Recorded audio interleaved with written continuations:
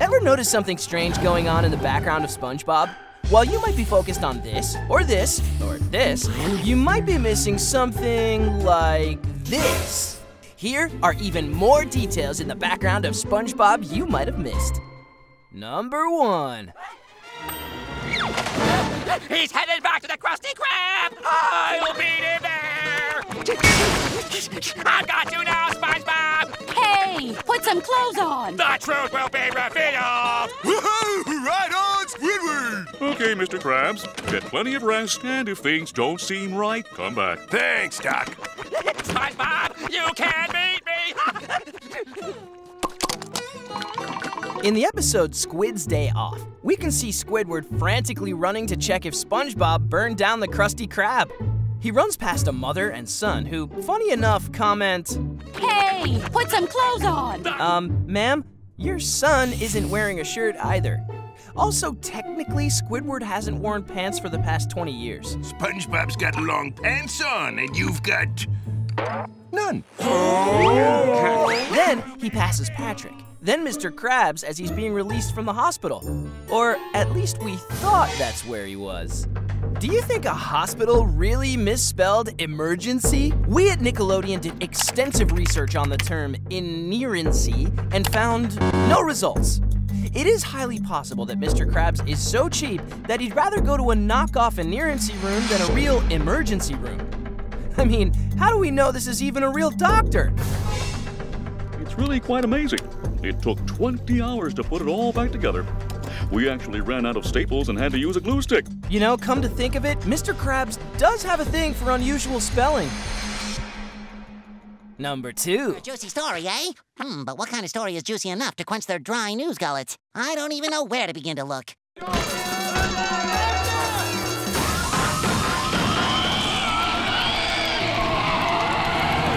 No news to report here.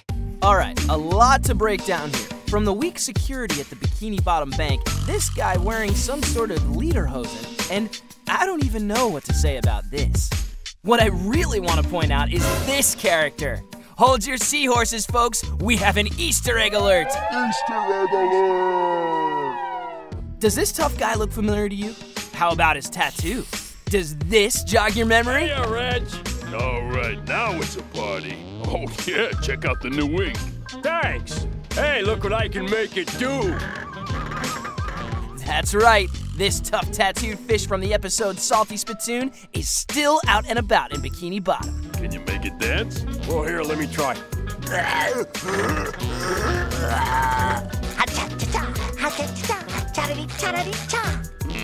Wait a minute. Get in. Yeah, sure, Reg. Thanks. Number 3. Plan, toast and jam, mermaid man, garbage can, citrus fruit, combat boot, give a hoot, gorilla suit. All we are trying to say is give jellyfish fields a chance. Plankton tie, ham on rye, Larry's thigh, battle. Did you catch it? We have another! Easter egg alert! In a prior episode, Chum Bucket Supreme, Patrick is hired as the Chum Bucket slogan manager and comes up with the slogan, Chum is Fum. You changed my sign to Chum is Fum? That's the dumbest thing I've ever heard. They seem to think it's interesting.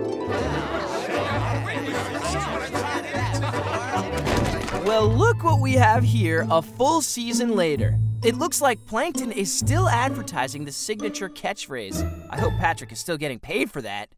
Number 4.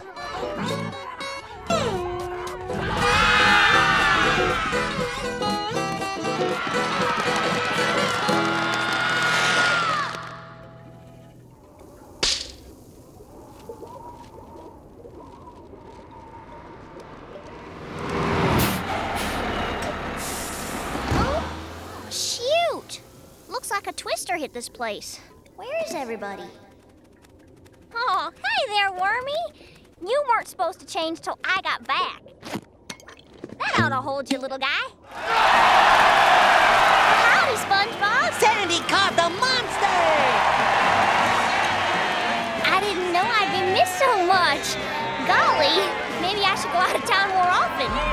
We know this terrible flying monster is responsible for driving the town into mass chaos, but is he responsible for this? As everyone carries Sandy and SpongeBob away, Patrick's entire face disappears. How could this possibly happen? Is he okay? It looks as if someone just ripped his eyes, nose, and mouth right off. Who would ever do such a thing? This is exactly why we need to go on strike. He can't treat us like this anymore. Number 5. I've got it! Ta-da! Jumping jellyfish, a floating pair of eyes! No, I mean, yeah, but no, not those. A little up, more up. Yeah, a floating pair of eyes! After shrinking everyone in Bikini Bottom, SpongeBob decides to shrink the city to even things out. But little does he know, Mermaid Man's belt has the dangerous ability to make someone's head completely disappear. Number 6. Seeing you in my driver's education class for the next 5 to 10 years. Wait, Miss Chuckles. Did you say you were his boating instructor? Yes? Why? Under Penal Code 26-1, quote, the boating instructor is responsible For any minor's delinquent actions under that teacher's care. unquote. I'm afraid we're gonna have to take you in, madam. What? Mrs. Puff gets arrested for SpongeBob's reckless driving and is clearly placed in handcuffs here. So, how can this be? Mrs. Puff's fins are out of the handcuffs and on the bars. Is she some kind of secret mastermind? The speed in which she got out of those handcuffs could only be matched by Harry Houdini himself. Or is it possible she's bribing the officers and they didn't lock the cuffs in the first place? If you can't do the time, don't do the crime. Okay, time's up. Now get out. What is Mrs. Puff hiding? What have I done? Everyone will know that I let him slide through school. I'll have to move to a new city, start a new boating school with a new name. No, not again. I've got to end this thing before it begins. Number 7.